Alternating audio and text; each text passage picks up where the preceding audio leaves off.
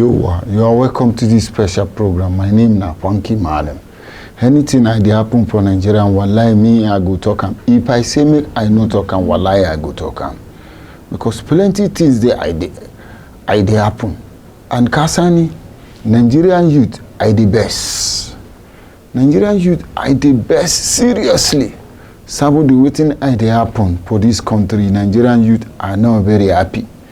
But some older generation, Kasani, older generation, I not abusing Nigerian youth. A former minister, wallahi I abusing Nigerian youth. Talk say Nigerian youth are not competent. Nigerian youth are very lazy. Nigerian youth are very stupid. Nigerian youth are very useless. Wallahi. This man, I don't condemn Nigerian youth coward.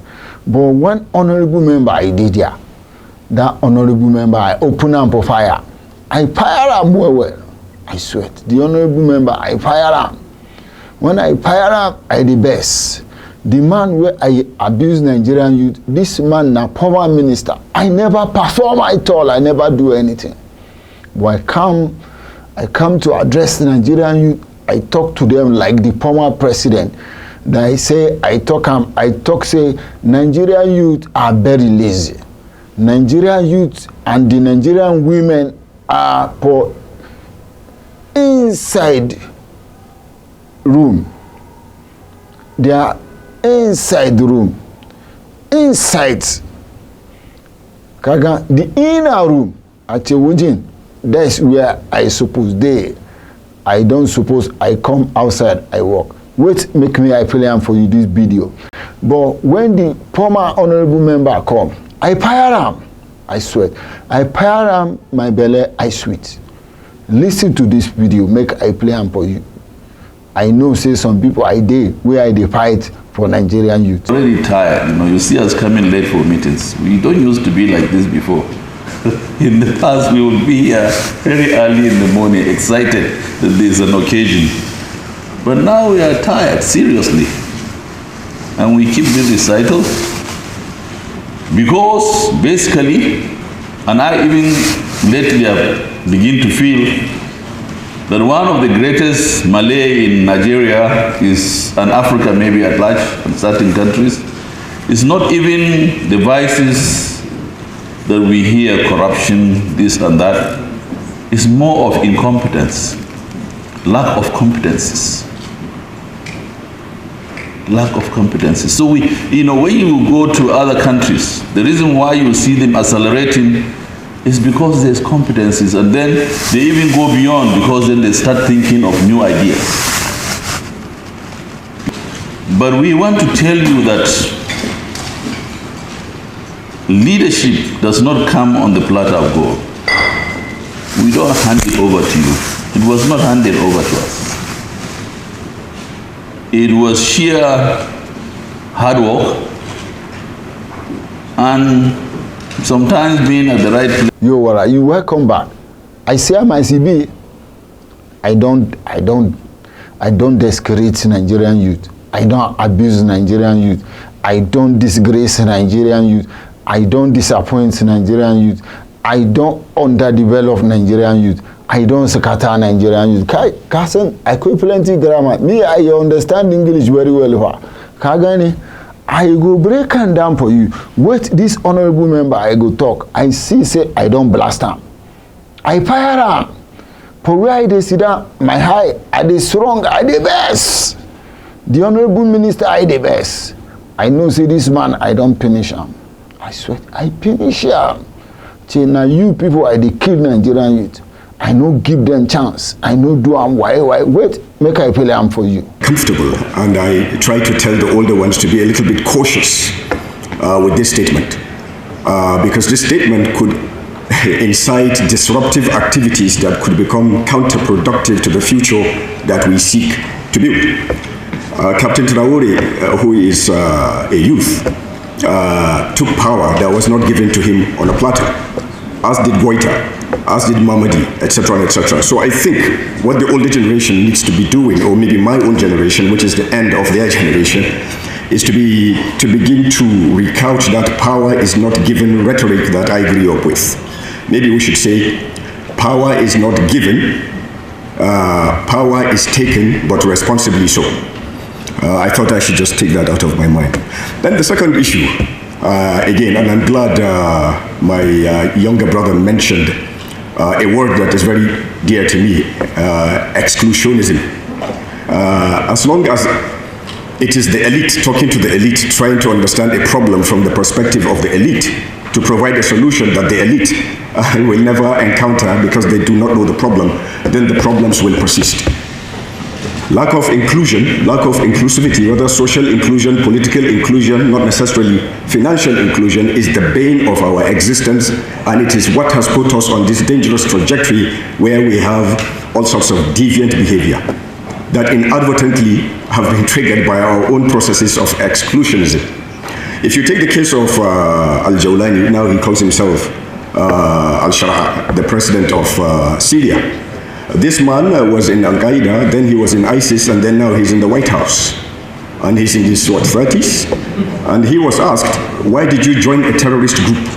And I keep saying this, his answer is so profound, so simple it escapes all of us perhaps. And he said, I was old enough to participate in the political process, but there was no space for me.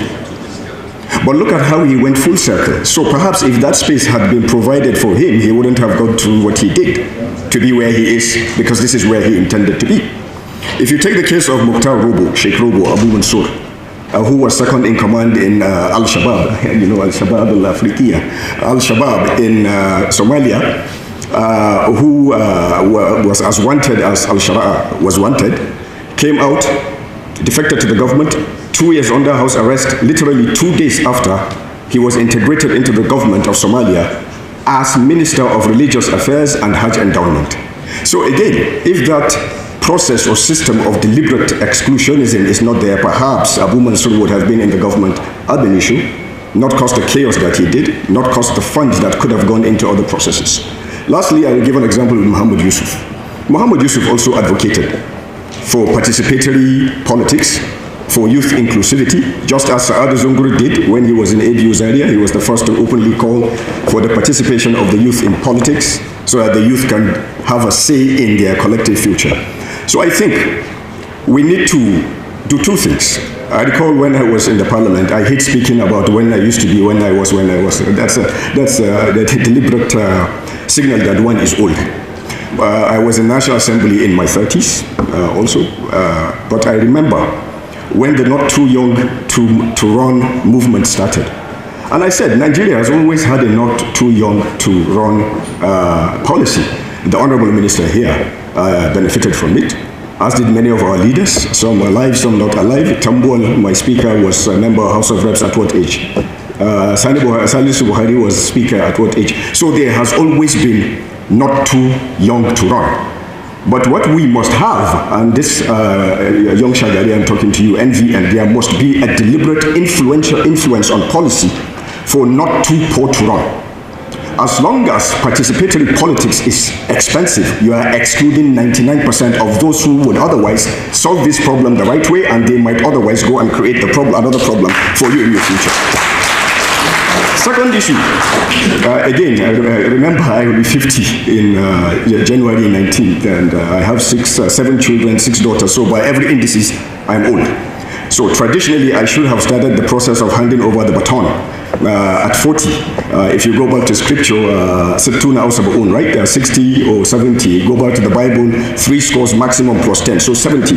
So I should have started the process of handing over the baton at 40. But be that as it may, here I am at 50, still occupying a podium with the youth. I still insist and maintain a 70-year-old has no business planning for a future he will definitely not live long enough to see. There's absolutely, this is common sense. I mean, to be 70 and be vying for office actually is to almost be cheeky in the sight of the Creator. At that age, one should begin to, you have gotten the ticket, you have the boarding pass, they have announced the arrival of the aircraft. Maybe something will happen, but you are definitely at the departure. Ask yourself, what is better, to have the opportunity and you are not prepared, or to be prepared while waiting for the opportunity? I would say the latter. So the youth need to rise up. And you need to understand that at 30, you are old. At 30, you are not young. They are only deceiving you because of the paternalistic societies that we live in, where as long as your father is alive, you are young. Or as long as your father's age mate is running for opposition, it will be impudent of you to run for that position. And this is why you see the Senate that has become a retirement home for people who have already collected the boarding pass. But at 30, if you are going to live to be 60, you have lived 50% of your life. The remaining 30, you will squander time. You will be industrious for another 7. This is purely mathematical. The remaining 13, you will not know where they went to. So at 30, you are old. And you need to begin to start to think as an older person, not as a young person. So when I hear young parliamentarians talking in their 30s, I laugh. Again, Your Excellency, Salisu Buhari was speaker at what age? At what age was Gowon president? What age is the president of Senegal? What age again is the president, whether military or otherwise, of Burkina? So we need to be pragmatic in how we define these things. We need to be absolutely honest and circumspect in how we view ourselves. Our problem, I think, again, even me, I'm included in this, is we like to see ourselves with other people's eyes. We hardly ever look at ourselves with our own eyes. So perhaps if we did. I see and say, the honorable member, I no agree for him. I beg, come on for comment section and tell me now who I did say the right thing. Or now who I did tell them the correct, and now who I did tell the Nigerian youth rubbish. Because Nigerian youth are the best. No work, abinchi no day, no money for pocket. I did do Yahoo, I the best. But now you, I never give them opportunity. I participate for government. Anti government of the people and for the people and the people of the country. English I plenty for me. I sabi plenty English. I go graduate for Manchester United. I move from there. I go Arsenal. From there I go Liverpool. Mana. I graduate there. Mana. I move to University of Coca-Cola. Dagana na Interpanta. Wouldn't I graduate? Nasamu LLP, PDP, UPP, YPP, ADC ma nachike.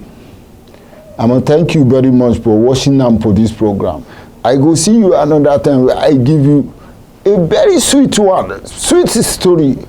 Sabuda, that I think I like, I follow, I subscribe, Boys TV Nigeria. For you, I gani different story I come again. Sabuda, I get for different plenty story for you. Every day I give you. Thank you very much.